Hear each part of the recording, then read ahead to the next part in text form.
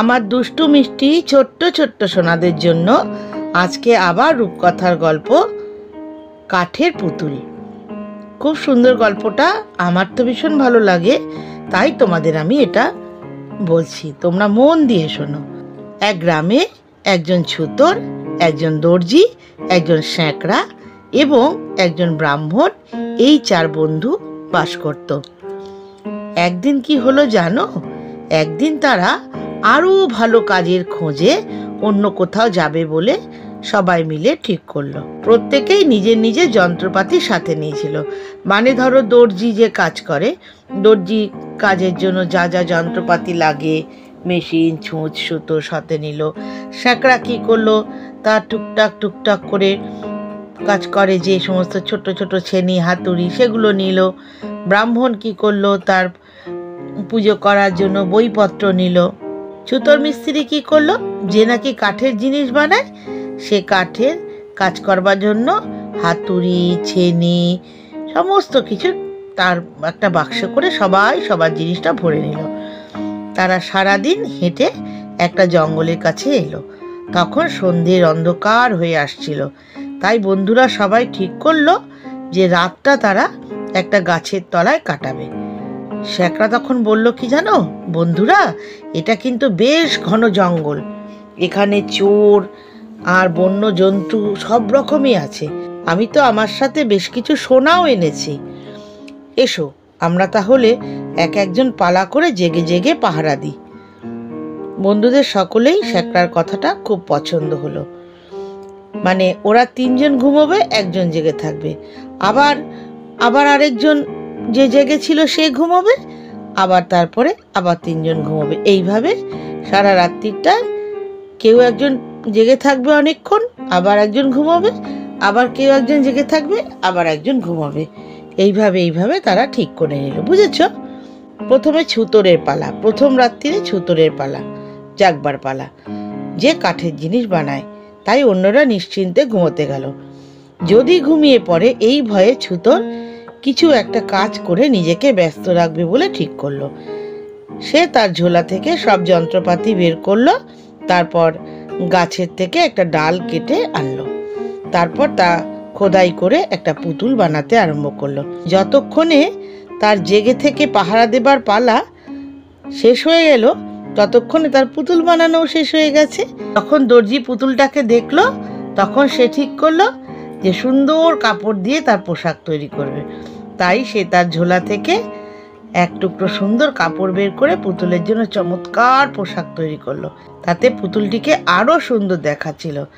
শিগগিরই দর্জির পাহারা দেবার সময় শেষ হয়ে গেল। সে স্যাঁকড়াকে জাগিয়ে তার হাতে পুতুলটা দিয়ে ঘুমোতে গেল।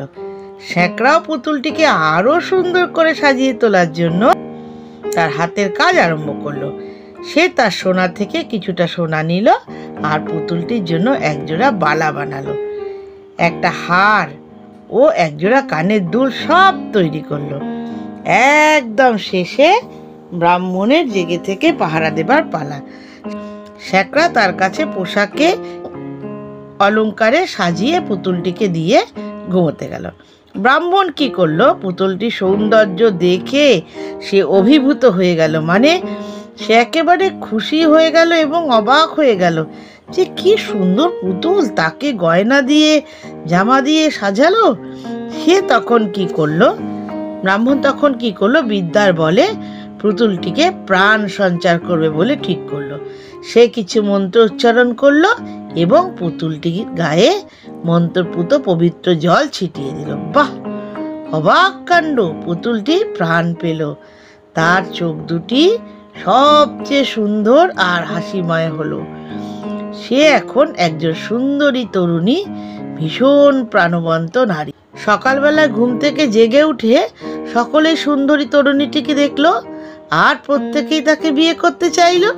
ছুতোর বলল, আমি এই পুতুলটি বানিয়েছি, তাই আমারই একে বিয়ে করার একমাত্র অধিকার আছে। দর্জি বলল, আমি তো ওর জন্য এত সুন্দর পোশাক বানিয়েছি, তাই আমি ওকে একমাত্র বিয়ে করতে পারি। স্যাঁকড়া বলল, আসলে একমাত্র আমারই একে বিয়ে করার অধিকার আছে, কারণ আমি ওকে সোনার অলংকারে সাজিয়েছি। ব্রাহ্মণ যুক্তি দিল, বন্ধুগণ শোনো, আমি যদি ওর মধ্যে প্রাণের সঞ্চার না করতাম তাহলে কি তোমরা কেউ ওকে বিয়ে করতে চাইতে? যেহেতু আমি ওকে প্রাণ দিয়েছি সেহেতু ওকে বিয়ে করার একমাত্র অধিকার আমার। চার বন্ধু নিজেদের মধ্যে ঝগড়া শুরু করলো। এই সুন্দরী মেয়েটিকে বিয়ে করার অধিকার ছাড়তে রাজি নয়। অবশেষে তারা তাদের গ্রামের প্রধানের কাছে গিয়ে ব্যাপারটি মিটমাট করার সিদ্ধান্ত নিল। মেয়েটিকে সঙ্গে নিয়ে তারা গ্রামে ফিরে এলো এবং গ্রামের প্রধানের কাছে গিয়ে ঘটনাটি সবিস্তারে বর্ণনা করলো। গ্রামের প্রধান মানে যে গ্রামে মোড়ল মশাই যে সমস্ত কিছু দেখাশুনো করে, সকলকে সঠিক বুদ্ধি দেয়, বিবেচনা করে, কারোর ভুল হলে বলে তুমি এটা ভুল করেছো, তুমি ওটা করো না, এটা ঠিক।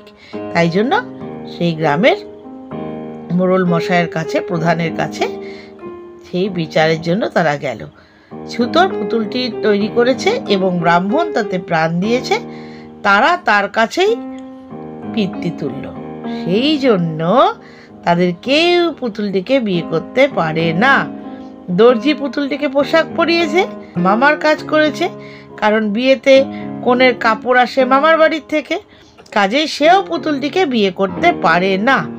বরের পক্ষ থেকেই সব সময় কনেকে অলংকার দেয়া হয়ে থাকে। সেই জন্য সেহেতু স্যাঁকড়া পুতুলটিকে সোনার গয়না দিয়ে সাজিয়েছে, তাই সেই কেবলমাত্র পুতুলটিকে বিয়ে করতে পারবে।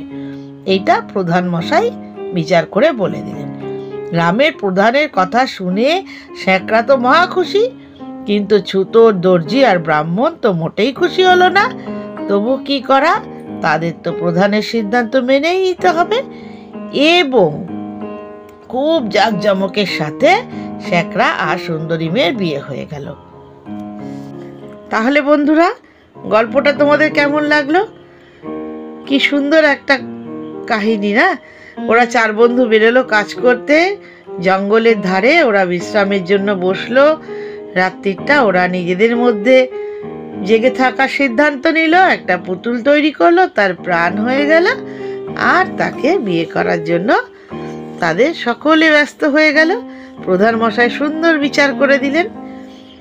আমার এই গল্পটি তোমাদের ভালো লাগলে তোমরা অবশ্যই আমাকে কমেন্ট করে জানাবে। পরবর্তীতে আরও সুন্দর গল্প নিয়ে তোমাদের কাছে খুব শিগগিরই আমি আসছি।